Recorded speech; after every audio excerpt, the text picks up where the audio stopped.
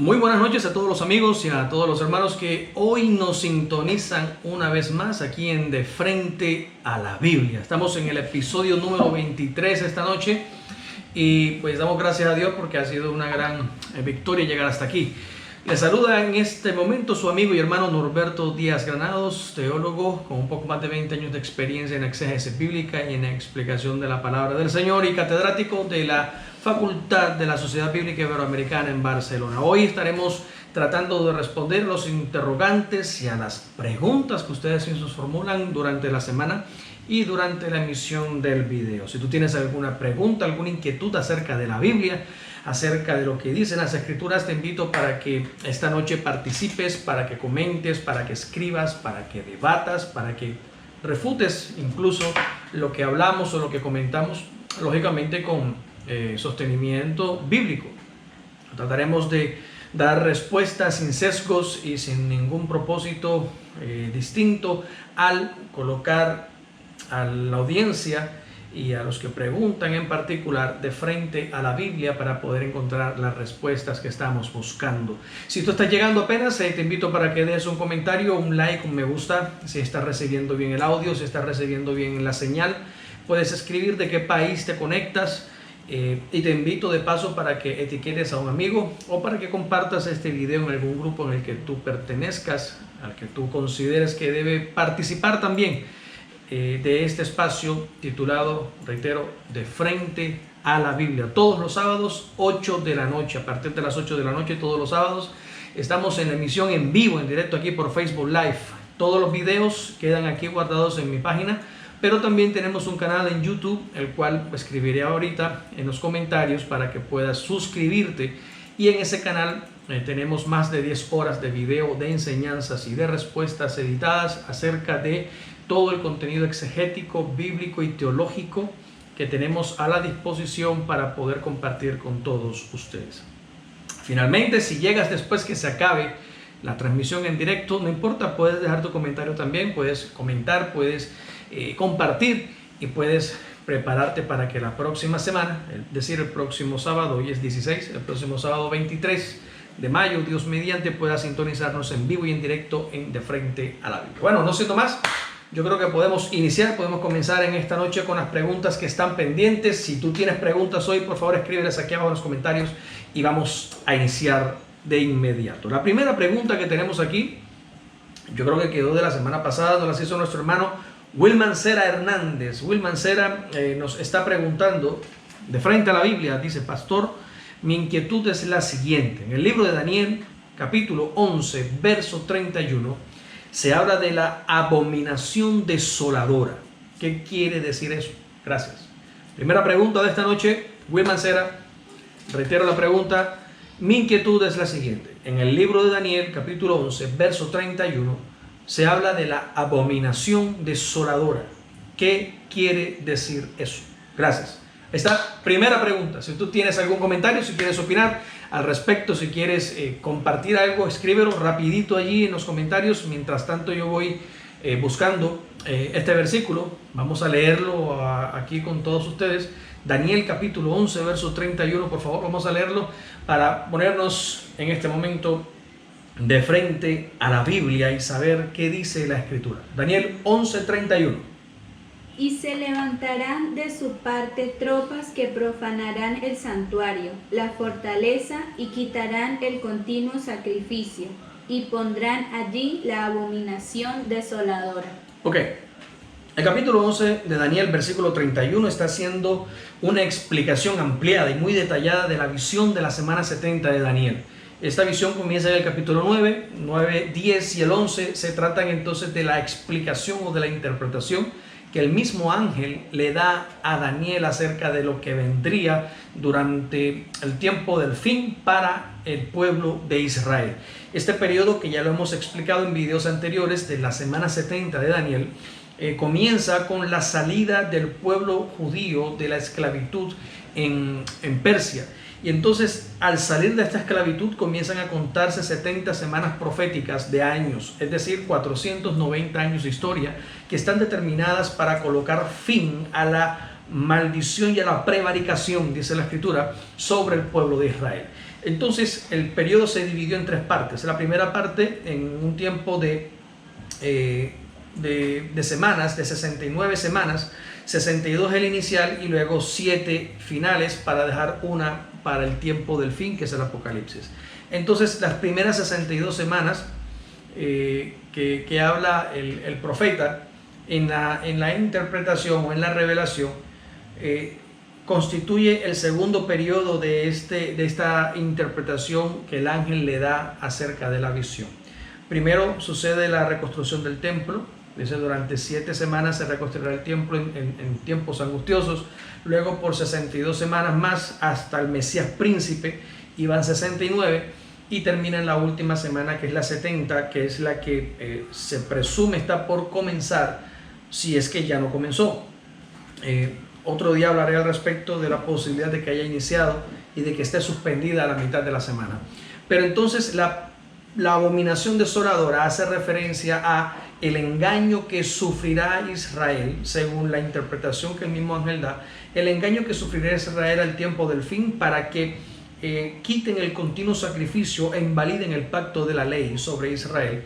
Se quita el continuo sacrificio y se coloque en el altar la abominación desoladora, que hace referencia por su carácter profético y por su carácter teológico a el anticristo. O sea, el anticristo entonces quien se siente como la abominación desoladora en el trono de David y se encargue desde allí de impartir juicio y de impartir el gobierno sobre las 12 tribus de Israel. A esto se refiere la abominación desoladora. Alguien alguna vez comentó hace unos años, un historiador, dijo que en los tiempos de Nerón, cuando la ciudad de Jerusalén fue destruida y puesta en sitio y luego quemada, y fue destruido el templo, la historia relata de que en el templo Nerón entró y sacrificó una cerda, metió una cerda en el altar y la sacrificó, y se consideró en ese momento que era el cumplimiento de la profecía de la abominación desoladora, porque el cerdo es un animal impuro, de los más impuros para el pueblo judío, el cerdo,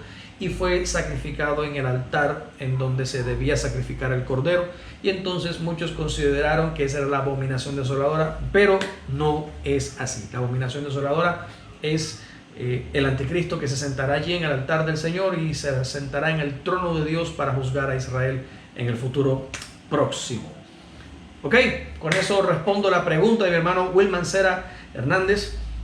Si queda alguna inquietud al respecto, hermano Wilman, acerca de quién es o de qué significa la abominación desoladora, te invito a que me escribas rápido para poder dar respuesta a cualquier interrogante adicional, o si alguno de los hermanos que está en sintonía tiene un interrogante al respecto todavía o quiere hacer algún comentario, entonces los estamos escuchando o los estamos leyendo. Aquí los tengo aquí en directo para poder ver qué me está escribiendo, qué está compartiendo, así que por favor escriban los comentarios y yo estaré revisando rápidamente para poder ampliar o explicar a mejor detalle cualquier inquietud al respecto. Bueno, continuamos.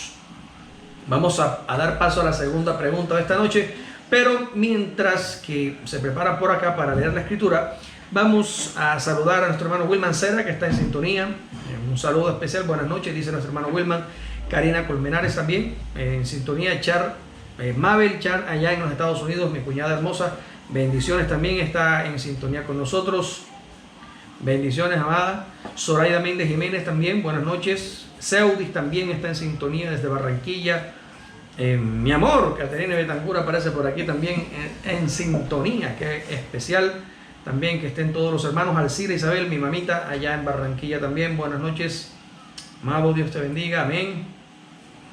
Por aquí tienen algunas preguntas, Karina, ahorita las vamos a leer.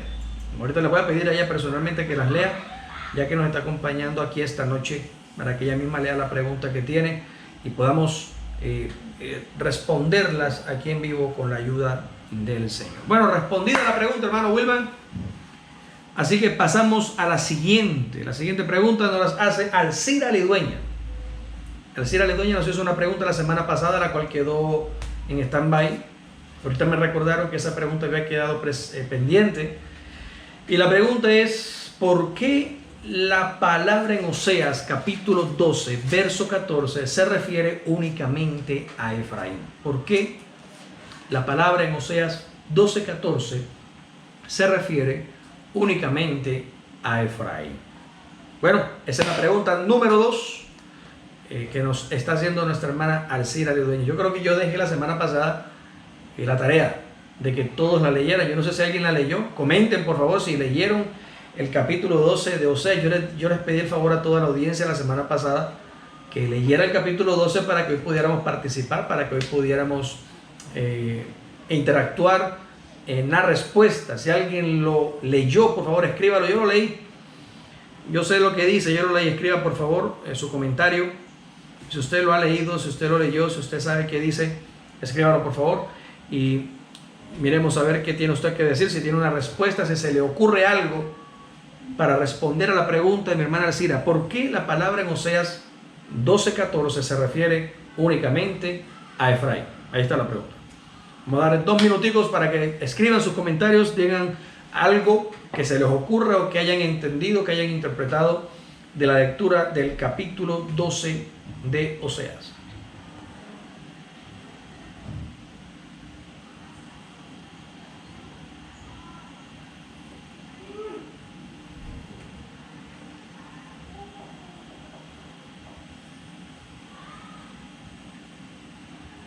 Veremos a ver si alguien responde, si a alguien se le ocurre, si alguien se anima a participar.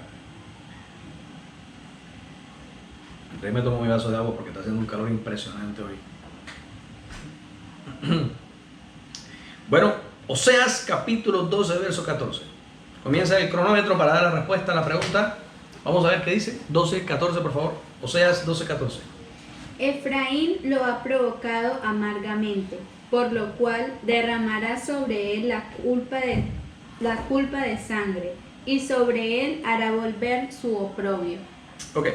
¿Por qué solamente habla de Efraín? La pregunta viene en el contexto de que hay 12 tribus de Israel, y Efraín particularmente no fue una de las 12 tribus originales, sino que es una tribu que surge de la tribu de José. José da a luz 2 hijos, Efraín y Manasés, y luego la tribu de el hijo Efraín como tal y Manasés como tales, ambos ingresan en el listado que aparece en algunas ocasiones en el Viejo Pacto y en Apocalipsis. En algunas ocasiones aparece listados como una de las 12 tribus de Israel. Lógicamente tienen que excluir otras 2, particularmente, y muchas veces se excluye la tribu de Dan, la mayoría de las veces, pero también se excluyen otras tribus cuando introducen a Efraín y a Manasés. Entonces aquí en Oseas no hace referencia a ninguna de las tribus originales, sino que se hace referencia a la tribu de Efraín, que es la tribu descendiente directa de José por ser su hijo. La Biblia enseña que Efraín tiene 2 significados. Efraín significa doblemente fructífero, pero también significa, por el otro lado, torta no volteada. Así significa, son los 2 significados que tiene Efraín. Y cuando se refiere a torta no volteada es algo que no sirvió ni para lo uno ni para lo otro, ¿sí? La expresión como tal, el judaísmo, esto es una expresión judaica antigua. Cuando se hablaba de la torta no volteada se refería a algo que no sirve ni para lo uno ni para lo otro, que no hace ni uno ni hace otro, ni hace ni deja hacer. Eso es lo que significa torta no volteada. Hoy existen muchos refranes que podrían reemplazar perfectamente el significado de Efraín hoy en día en nuestras sociedades en cualquier parte del mundo. Pero aquí lo particular es que los profetas, cuando se refieren a Efraín, no se refieren a la tribu.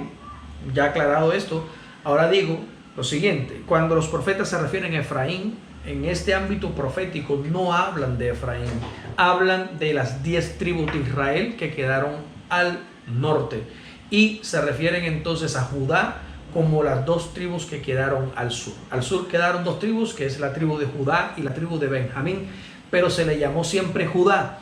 Cuando los profetas hablan de Judá, hablan de la tribu de Judá y de la tribu de Benjamín, que se constituye el reino del sur o el reino de Judá con capital Jerusalén. Y Efraín se refiere a las 10 tribus de Israel, las 10 tribus originales de Israel que se establecieron al norte en la división del reino cuando fue quitado de la mano de Salomón y se repartió en 2 partes, dándole las 10 tribus a Roboam, general del ejército de Israel, y dejándole 2 tribus al sur a Jeroboam, que es el descendiente de David, hijo de Salomón. Entonces, las 10 tribus del norte, con capital Samaria, se llama Efraín, o se le llama Efraín por los profetas en todo el ámbito de su lenguaje profético para las posteridades y para los juicios. Siempre se refieren a Efraín, pero no es la tribu en sí, sino las 10 tribus completas del reino del norte.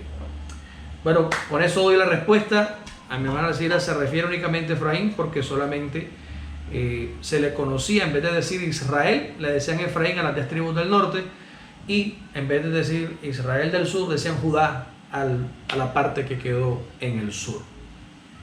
Gloria a Dios. Bueno, seguimos entonces con la siguiente pregunta. Reitero, si tienes algún comentario, si tienes algo que decir acerca de lo que estamos compartiendo, comenta por favor.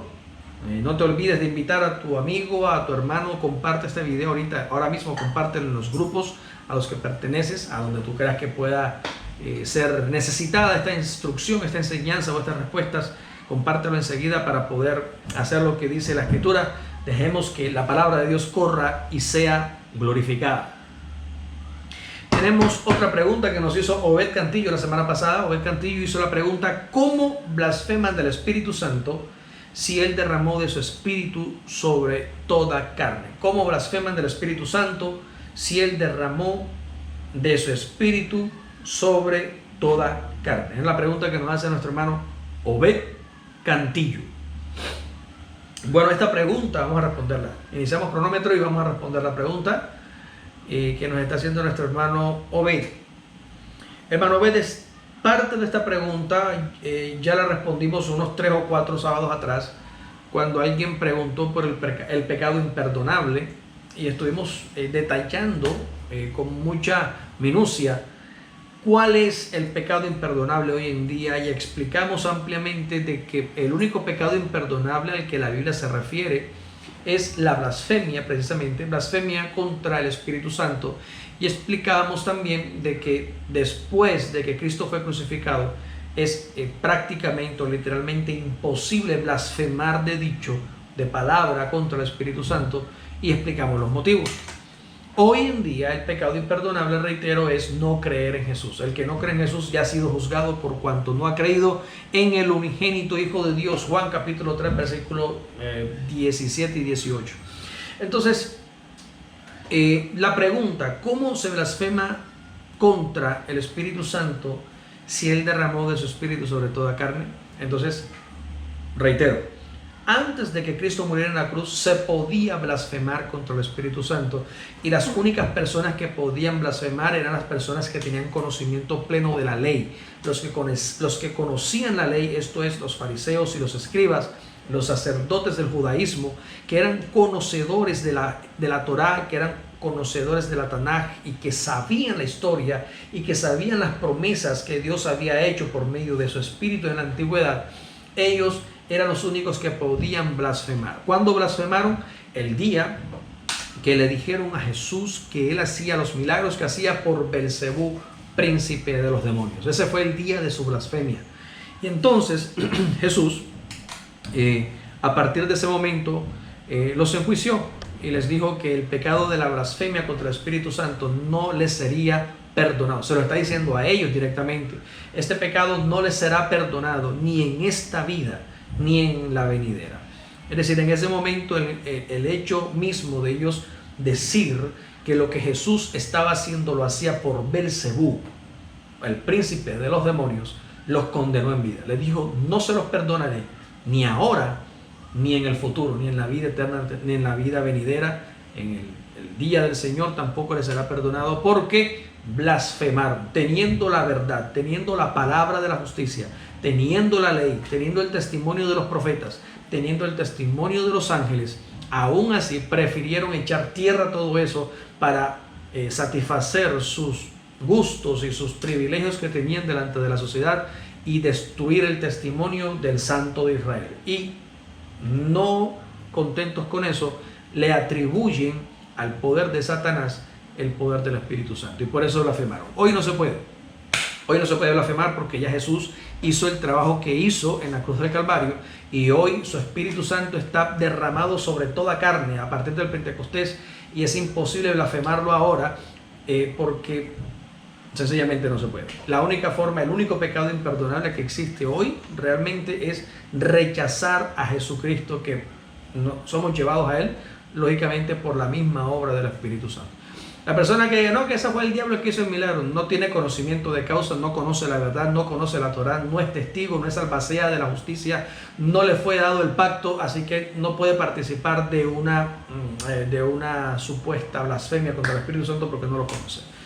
Sin embargo, la recomendación para todo aquel que me está escuchando y no conoce a Cristo es que venga a sus pies, Y aquel que es creyente y que conoce al Señor sea prudente, no juegue con fuego, no se ponga a inventar cosas y a decir que las cosas que veo, los milagros que suceden son basura, son patraña, porque es mejor ir a lo seguro. Bueno, gloria a Dios, por eso respondo la pregunta de mi hermano Obed acerca de la blasfemia contra el Espíritu Santo. Continuamos con la tercera pregunta de esta noche. Si tienes alguna inquietud, alguna pregunta que quieras hacer, escríbela por favor ahí en los comentarios. Si quieres añadir o si quieres debatir o si quieres, no sé, dar un punto de vista diferente a las respuestas que estamos dando, pues te invito para que las escribas también. Seguimos con las preguntas de esta noche. Andrés Felipe Reyes Roca de Sabana Larga, creo. Sí, de Sabana Larga, Atlántico. Nos está haciendo una pregunta interesante, creo que la hizo hoy, no la había visto. ¿Cuándo la hizo? La semana pasada. Dice, ¿cuáles son las cosas por las cuales hay que orar y cuáles son las cosas por las que no hay que orar? ¿Cuáles son las cosas por las cuales hay que orar y cuáles son las cosas por las cuales no hay que orar? ¿Por qué oro y por qué no? Sí, esa es la pregunta. ¿Por qué orar y por qué no orar? ¿Por qué cosas orar y por qué cosas no orar? Bueno, ¿qué opina usted? ¿Por qué orar y por qué no orar? Escriba por favor sus comentarios. ¿Por qué orar y por qué no orar? Mientras tanto, vamos a darle tiempo a ustedes para que respondan, para que comenten, para que compartan, para que hagan la pregunta que quieran hacer, mientras que refresco aquí un poco mi garganta con agua. Ahorita viene el jugo.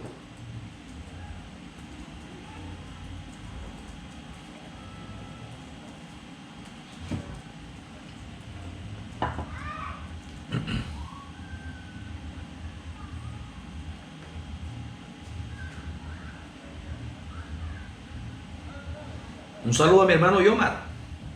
Está ahí por ahí conectado mi hermano Yomar. Un saludo especial para mi hermano Yomar Oliveros. Ok, nuestra hermana Karina comenta, debemos orar por lo que sabemos que Dios está de acuerdo. Sí, es un buen aporte. Rafael Cifuentes se une en la respuesta diciendo, orar por todos los santos, orar por las almas perdidas, orar por las autoridades. Sí, estamos de acuerdo, hermano Rafael. Excelente aporte también. Eso está en Timoteo, ¿no? Capítulo 2, verso 1 en adelante. Will Mancera dice, pastor, ¿quiénes son? Bueno, esa es una pregunta que está haciendo nuestro hermano. Ahorita la respondemos.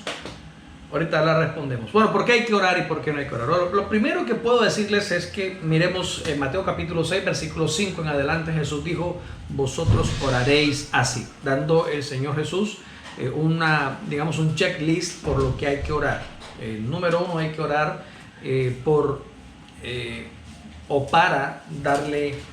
la pregunta aquí específicamente es por qué hay que... Sí, porque hay que orar. Hay que orar porque hay que darle gracias a Dios, número 1. Hay que orar porque hay que glorificar el nombre santo del Señor. Hay que orar para pedirle a Dios que su reino venga. Estoy solamente haciendo el checklist de la oración del Padre Nuestro, conocida como la oración del Padre Nuestro. Para que el reino de los cielos venga, para que la voluntad de Dios se haga en la tierra, así como se hace en el cielo. Hay que orar por el sustento diario. Hay que orar. Usted tiene que orar todos los días para que Dios le supla. Yo tengo que orar todos los días para que Dios me supla el alimento. Y el sustento diario, no solamente el pan, no solamente se refiere a la comida, pero también podemos y tenemos que incluir la bebida, tenemos que incluir las necesidades básicas. Orarle al Señor para que Dios provea salud, para que provea el empleo, para que provea sabiduría, inteligencia. La Biblia dice que todas estas cosas hay que pedírselas al Señor. El que tiene falta de sabiduría, pídala a Dios, dice la Escritura. Y entonces hay que orarle a Dios por estas cosas materiales, hay que pedírselas, sabiendo de antemano que Él conoce de lo que tenemos necesidad, pero es nuestro Padre, es el Padre nuestro, es el Padre de nosotros, y tenemos que pedirle a Él porque a Él le gusta que sus hijos le pidamos. Entonces le pedimos por nuestra provisión y por nuestras cosas que necesitamos y que requerimos. Hay personas que dicen, yo no pido para mí, yo pido para otro. No sea orgulloso, pida para usted porque usted necesita también. Y de paso, pide para los demás, también pida para las demás personas. Pero no deje de pedir por usted. Usted siempre tiene que pedir por la provisión. Por eso Jesús dijo, ustedes cuando oren, oren de esta manera. Entonces hay que pedirle a Dios la provisión, hay que pedirle a Dios la ayuda, hay que pedirle a Dios que nos sostenga, lógicamente, que nos dé la fuerza para seguir adelante. Hay que pedirle al Señor que nos guarde del peligro. Hay que pedirle a Dios que tenga misericordia y nos proteja de todo mal. Y pedirle a Dios también que no nos meta en prueba, ¿sí? Que no nos meta en prueba, que nos ayude, que nos mantenga, que nos ayude a estar siempre en pie delante de Él. Ahora, hay otros versículos de la Biblia, saliéndonos de Mateo capítulo 6, 5 en adelante. Hay otros versículos como el que estaba citando nuestro hermano Rafael ahorita, en donde dice que hay que presentarnos siempre con súplicas, con ruegos, con oraciones y con intercesión y acciones de gracias delante de Dios por todos los hombres. Es decir, hay que orar entonces por toda la humanidad. Hay que orar también para que las personas que están en autoridad y que están en eminencia alcancen también la revelación de Dios y la gracia del Señor sobre sus vidas, para que podamos vivir tranquila y sosegadamente, dice la Escritura, y para que todos ellos procedan al arrepentimiento, dice la Escritura, y conozcan la verdad. Entonces, ¿quién fue el que hizo la pregunta? Andrés, hermano Andrés Felipe. Hay que orarle a Dios para que la verdad del Evangelio sea predicada. Y la verdad del Evangelio que debe ser predicada, ¿cuál es? Pues que Cristo Jesús, el Mesías, es el único mediador entre Dios y los hombres, y que solamente a través de Él y a través de la fe en el sacrificio en la cruz del Calvario podemos recibir salvación. Esta es la verdad del Evangelio. Ahí está, la misma Escritura lo declara. Estamos en Timoteo capítulo 2, versículo 1, 2, 3. Vamos a leerlo, por favor. El último versículo donde dice cuál es la verdad que debe ser predicada. Ahí está. Léalo, por favor. ¿Sí? ¿O no? Se nos acabó el tiempo. Estamos en Timoteo. La cita de Timoteo es la segunda. Vamos a leerlo. Lo de la oración. Sí, lo de la oración. ¿Qué dice? Exhorto pues ante todo que sean hechas peticiones, oraciones, súplicas, acciones de gracias por todos los hombres, por los reyes y por todos los que están en eminencia, a fin de que podamos vivir tranquila y sosegadamente con toda piedad y dignidad. Esto es bueno y aceptable delante de Dios nuestro Salvador, el cual desea que todos los hombres sean salvados y lleguen al conocimiento pleno de la verdad. Ajá. Pues hay un solo Dios y un solo mediador entre Dios y los hombres, un hombre, Cristo Jesús, el cual se dio a sí mismo en rescate por todos, cuyo testimonio fue dado en sus propios tiempos. Entonces, hay que orar por todas estas cosas. Hay que orar por todo esto y por lo que no hay que orar. ¿Por qué no hay que orar? Pues por lo que no está en la lista. No ore por lo demás. Siempre oremos por lo que está escrito en la palabra, sabiendo que esta es la voluntad de Dios, que es por la que tenemos que pedir. Bueno, la última que me hizo falta es orar por los enemigos. Hay que orar también por los enemigos. Pues dice la Biblia que hay que hacerlo. De pronto no nos gusta, de pronto sí, pero hay que orar por los enemigos también. Lo demás, no le quememos energía realmente, porque lo que la Biblia dice es lo que hay que hacer. Esto en cuanto a las partes, a las situaciones externas. Ahora, la parte interna dice que hay que pedirle ya a nivel eclesiástico como iglesia, hay que pedirle al Espíritu los mejores dones. Entonces hay que pedir al Espíritu que me llene, hay que pedirle al Espíritu Santo que me dé los dones de sanidad, los dones de fe, los dones de milagros. Pues hay que pedírselos al Espíritu Santo, hay que procurarlos. Pero la oración en sí directa hacia el Padre, la oración que hay que tener como hijos hacia Dios directamente con Él, es las cosas por las que hay que pedirles, son las que acabamos de mencionar ahorita. Damos gloria al Señor. Bueno, seguimos con las preguntas que están por aquí. A ver si tenemos alguna otra pregunta acumulada. No, ya, creo que se acabaron las preguntas que tenemos de la semana pasada. Y vamos con las preguntas de hoy. Voy a revisar aquí. Creo que nuestro hermano Wilman hizo una pregunta. Wilman Cera, sí, aquí está. Karina tiene otra adelante, tiene una pregunta adelante. Tengo unas preguntas. Puede hacerla, mi hermano. Vamos a hacer las preguntas aquí en vivo para saber cuál es la inquietud. Adelante. La pregunta dice: particularmente siempre había creído que en el nuevo pacto que Jesús hizo con su iglesia es el pacto que aparece en Hebreos 8 del 8 al 12, que es el mismo que aparece en Jeremías 31 del 31 al 34. Pero este pacto es para Israel.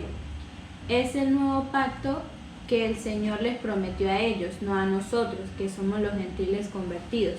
Mis preguntas son: ¿es el mismo pacto para los dos pueblos o el pueblo de la iglesia de Cristo es otro diferente al nuevo pacto de Israel? Y si es así, ¿cuál es y qué implica este pacto? Tremenda pregunta. Tremenda preguntota. Bueno, estás citándome, para resumirla, ¿cuál es el nuevo pacto para la iglesia? Ese es el resumen de todo lo que has dicho. ¿Cuál es el nuevo pacto para la iglesia? Han mencionado Hebreos capítulo 8, versículo 4, donde habla del nuevo pacto que el Señor juró que haría con la casa de Israel. Esa es la promesa y eso viene citado de Jeremías capítulo 23. 31 al 31 al 34.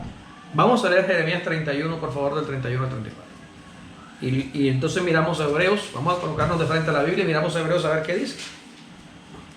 Isaías dice: he aquí que vienen días, dice Yahvé, en los cuales haré un nuevo pacto con la casa de Israel y con la casa de Judá, no como el pacto que hice con sus padres el día que tomé su mano para sacarlos de la tierra de Egipto, pues ellos invalidaron mi pacto, aunque yo fui un marido para ellos, dice Yahvé.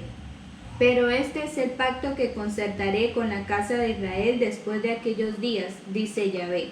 Daré mi ley en su mente y la escribiré en su corazón, y yo seré a ellos por Elohim y ellos me serán por pueblo.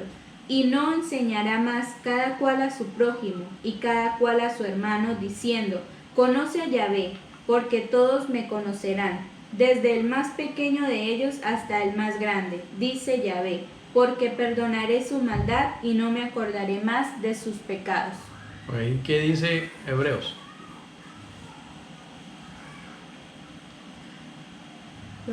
Porque reprochándolos dice: he aquí vienen días, dice el Señor, en que estableceré para la casa de Israel y para la casa de Judá un nuevo pacto, no como el pacto que hice con sus padres el día que los tomé de la mano para sacarlos de la tierra de Egipto, porque ellos no permanecieron fieles en mi pacto y yo me desentendí de ellos, dice el Señor.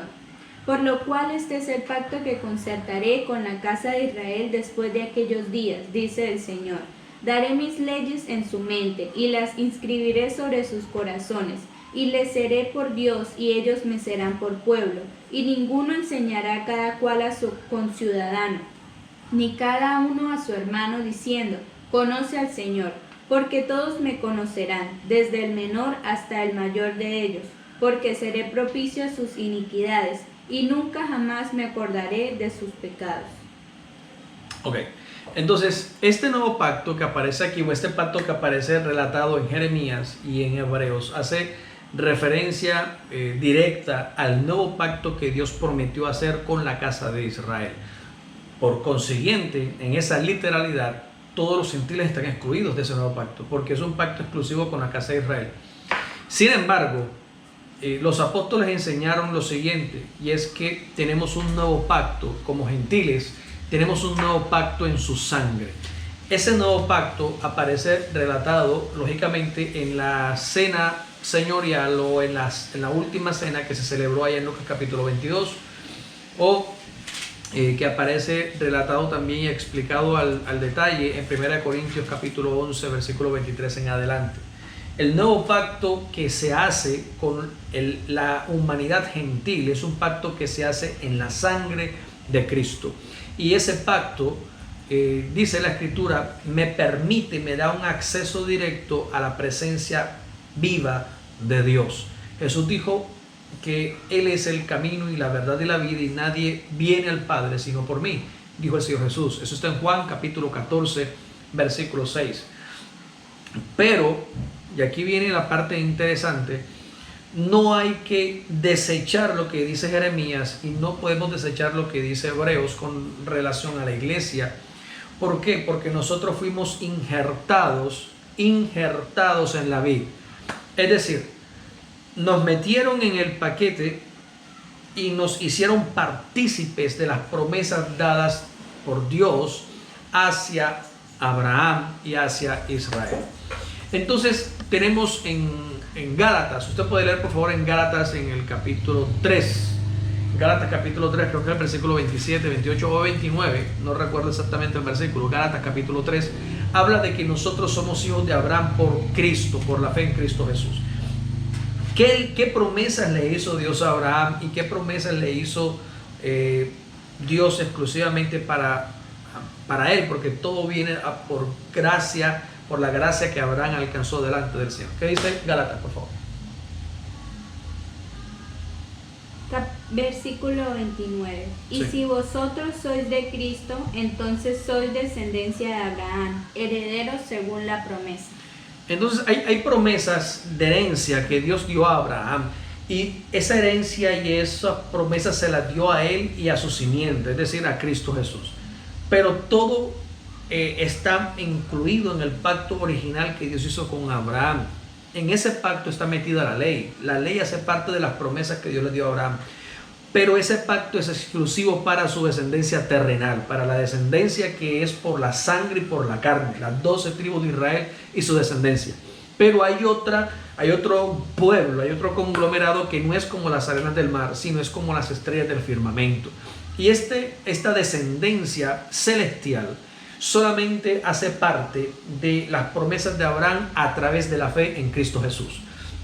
Note que es como si se abrieran en dos vertientes, una para lo natural, para la tierra, la cual es Israel, y la otra para lo espiritual o lo celestial, la cual es la iglesia de Cristo. Hay dos pueblos que están virtualmente separados en las promesas. Hay unas promesas para este y otras promesas para este, para el terrenal y para el celestial. ¿El celestial cuál es? Todos aquellos que no somos judíos de sangre ni de carne, pero que hemos venido a ser parte de las promesas y de las herencias dadas a Abraham por Cristo Jesús. En Cristo Jesús está nuestra fe y está nuestra esperanza. Por lo tanto, cuando el Señor determinó hacer un nuevo pacto con la descendencia terrenal, este pacto que decide hacer con la descendencia terrenal, lo quiere hacer el Señor porque el primer pacto que había hecho fue insuficiente, fue imperfecto y necesitaba ser mejorado. Pero la apertura de ese pacto se hizo en el momento que se lo brinda por gracia a una descendencia que no hacía parte de ese pueblo. Entonces él dice, quiero hacer el pacto, pero Israel lo tengo en disciplina y ahora ofrezco este pacto abierto para todo aquel que no preguntó por mí, como dice en Isaías. Y me le revelaré un pueblo que no preguntó por mí y que no sabía nada de mí, a él me le revelaré. Ese pueblo somos tú y yo. Entonces el nuevo pacto que Dios tiene fijado y establecido, establecer a la casa de Israel, nos lo dio a nosotros como primicia antes de entregárselo a Israel. Y entonces en ese lapso, en este tiempo de la gracia, ese nuevo pacto que aparece relatado en Hebreos capítulo 8, versículo 4, es el que Él nos ha ofrecido a nosotros como una primicia. Y por eso entramos allí por la fe en Cristo Jesús. Número 2, una de las promesas maravillosas de ese nuevo pacto era que Abraham alcanzaría una ciudadanía celestial. Y eso lo dice Hebreos capítulo 11, versículo 6 en adelante. Y en el capítulo 12 de Hebreos también se explica el detalle, cómo el propósito de la promesa que Dios le dio a Abraham era entregarle una ciudadanía superior, era sacarlo de esta tierra natural y llevarlo a una tierra celestial. Y dice la escritura que Abraham lo creyó, y no solo lo creyó él, sino que lo creyeron todos los antiguos, y creyeron en esa fe y en esa promesa de que alcanzarían a ver esa ciudad celestial, pero murieron sin verla. Pero nosotros, Hebreos capítulo 12, versículo 30 en adelante, dice: nosotros, la iglesia del Señor, sí hemos alcanzado esa ciudad celestial y esa ciudadanía. Y eso solamente se da porque somos parte del nuevo pacto. En conclusión, el nuevo pacto es este que aparece, es para la iglesia, pero todavía no se ha celebrado para Israel. Cuando Cristo venga otra vez, al final del tiempo, ya falta poco tiempo, cuando Cristo venga, se acabe el tiempo de los gentiles y Cristo venga para Israel, entonces Él partirá nuevamente el pan y Él beberá nuevamente la copa con Israel para celebrar el Yom Kippur, o la segunda Pascua, que está profetizada en Joel capítulo 3. En Joel capítulo 3 aparece profetizado que Él vendría por segunda vez y perdonaría el pecado de los que no habían sido perdonados. Esto es la segunda Pascua que aparece en las fiestas judías, que es el Yom Kippur, antes de la fiesta de los tabernáculos proféticos, que está por cumplirse en la segunda venida del Señor. Amén.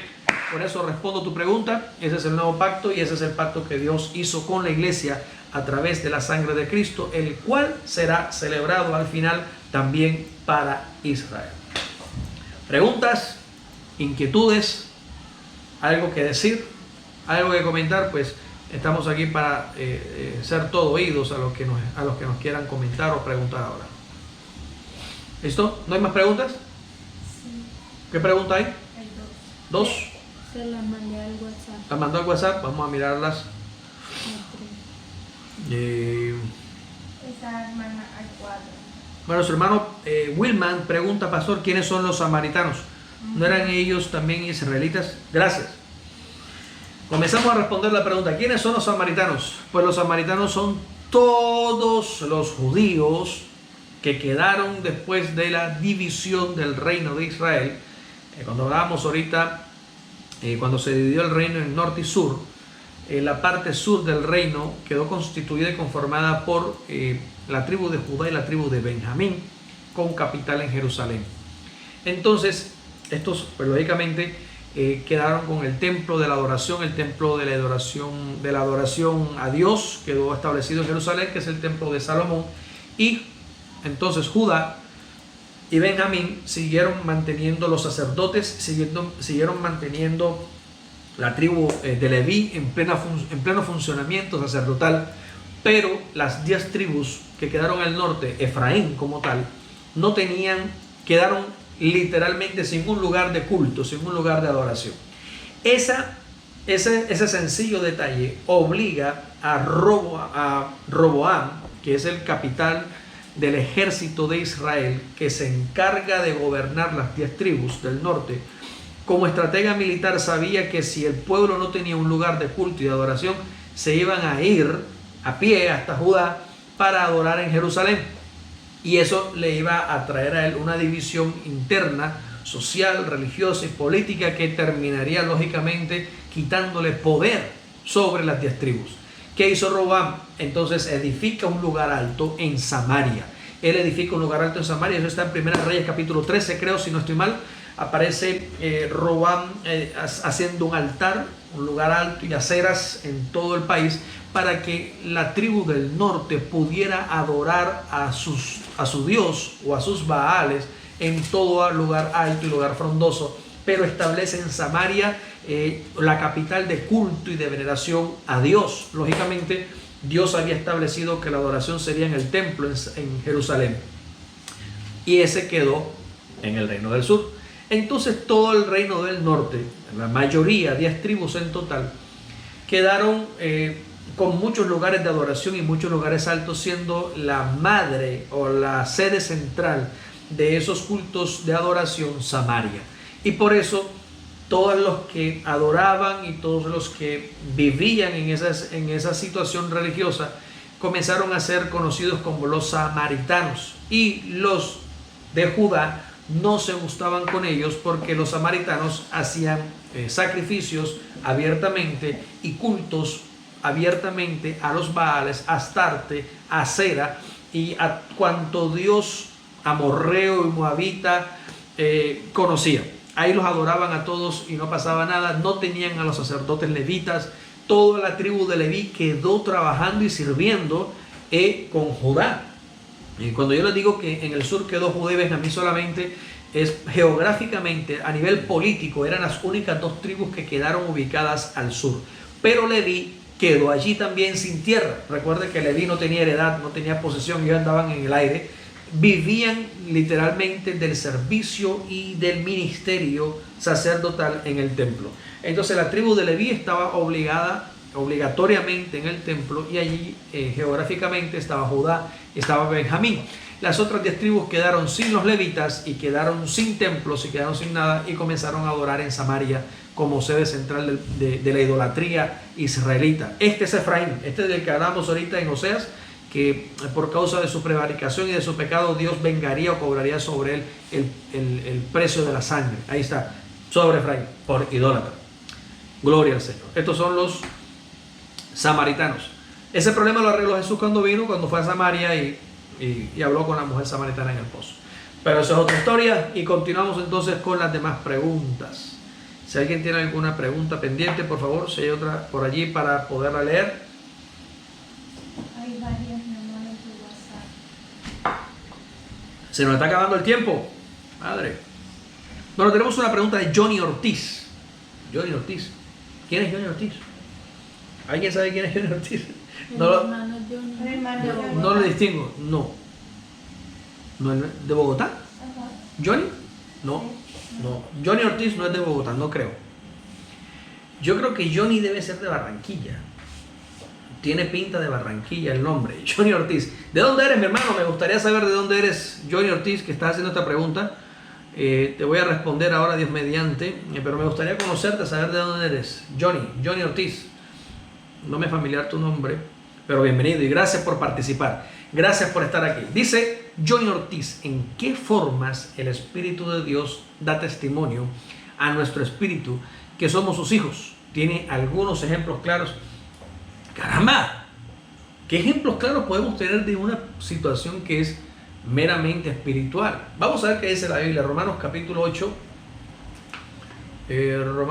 8, verso 16, creo. Romanos capítulo 8, verso 16. Vamos a mirar de frente a la Biblia qué dice acerca del testimonio que el Espíritu Santo da a nosotros que somos sus hijos. Vamos a mirar Romanos 8 del 16 en adelante. ¿Qué dice?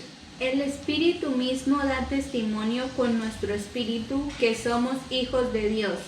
Y si hijos, también herederos. Por una parte, herederos de Dios, y por la otra, coherederos con Cristo, ya que juntamente padecemos para que juntamente seamos glorificados. Sigue adelante, por favor.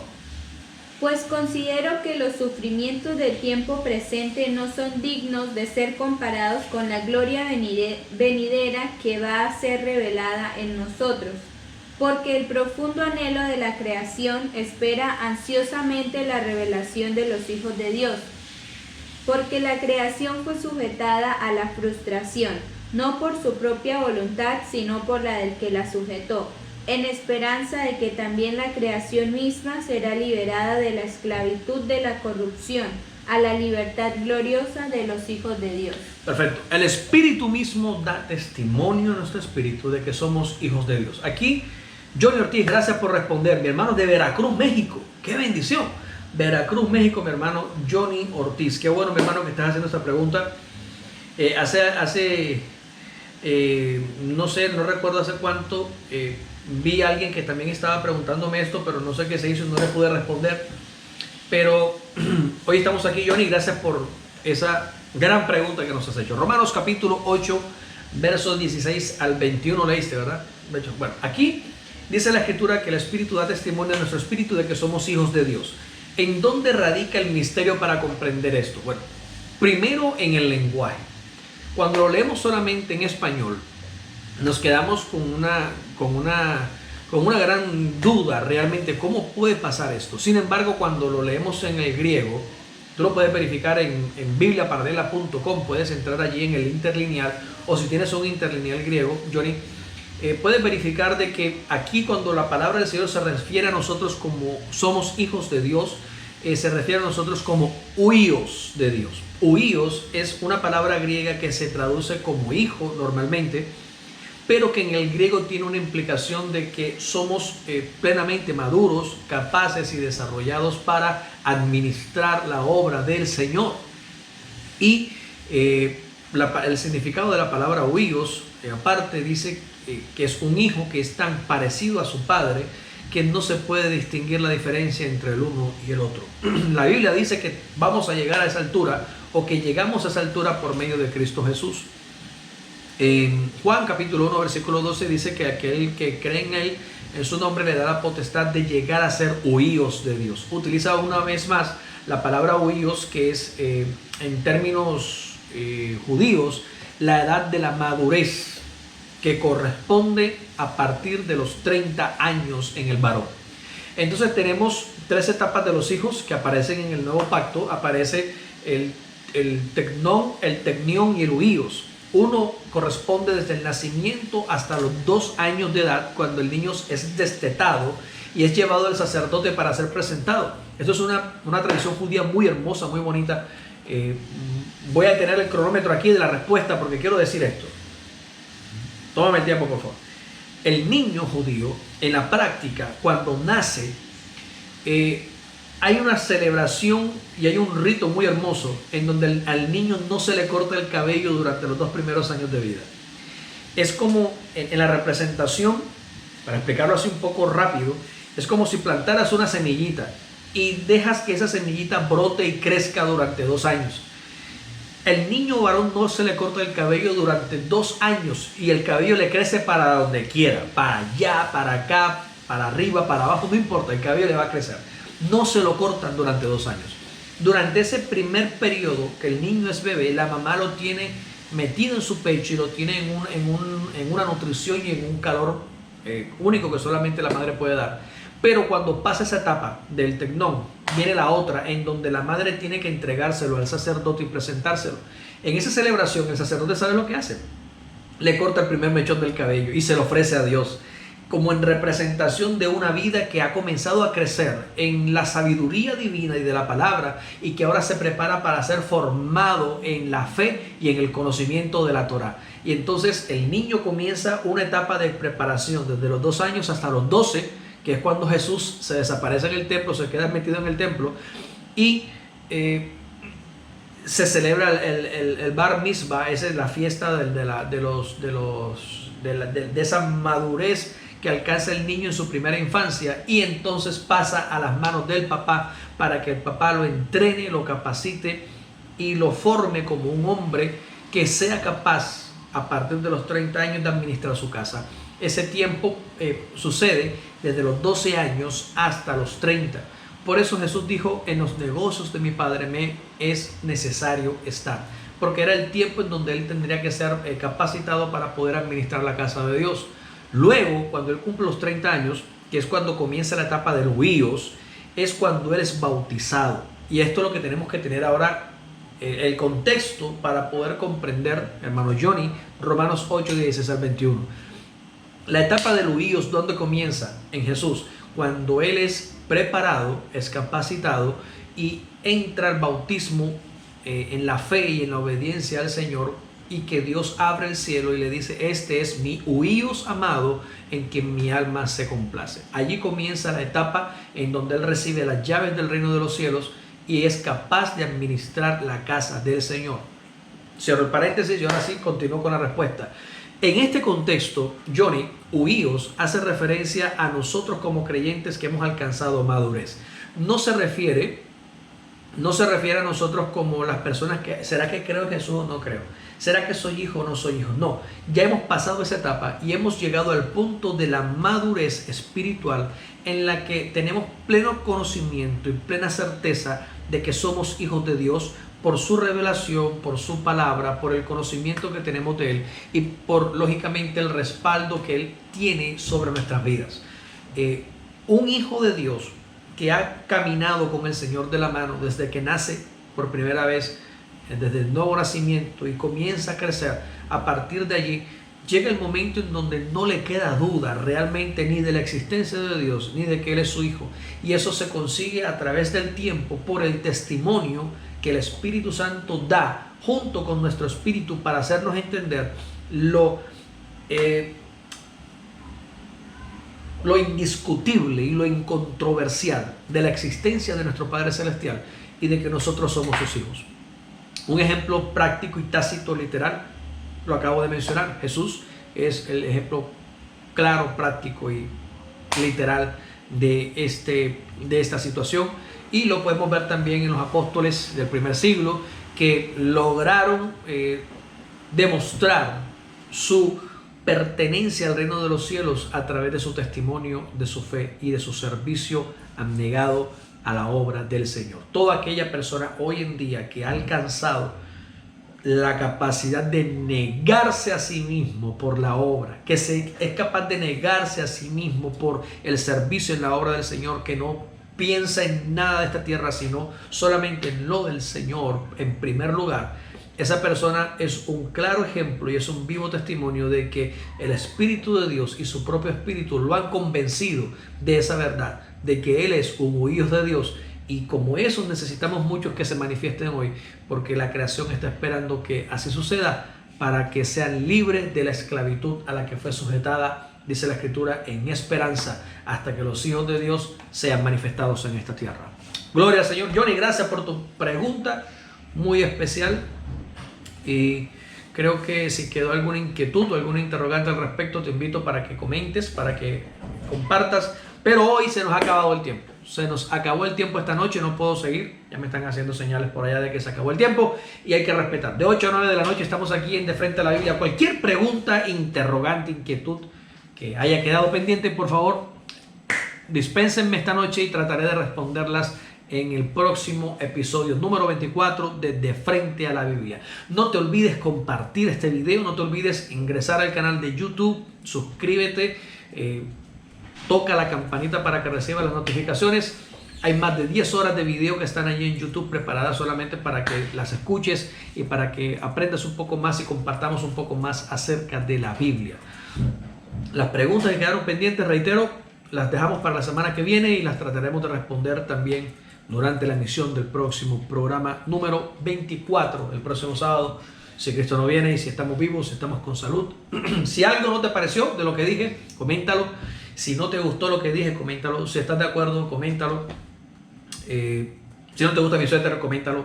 Participa. La idea es que digas algo, que compartas lo que estamos haciendo esta noche y que seas parte de este avivamiento que el Señor está trayendo a través de las redes sociales como Él lo prometió. Un abrazo a todos. Dios les bendiga. Dios les guarde. Y bueno, espero realmente que haya sido de mucha bendición es la transmisión de este episodio de esta noche. Así que nos vamos. Un abrazo a todos. Que el Señor les bendiga y que el Señor les guarde. Chao, chao.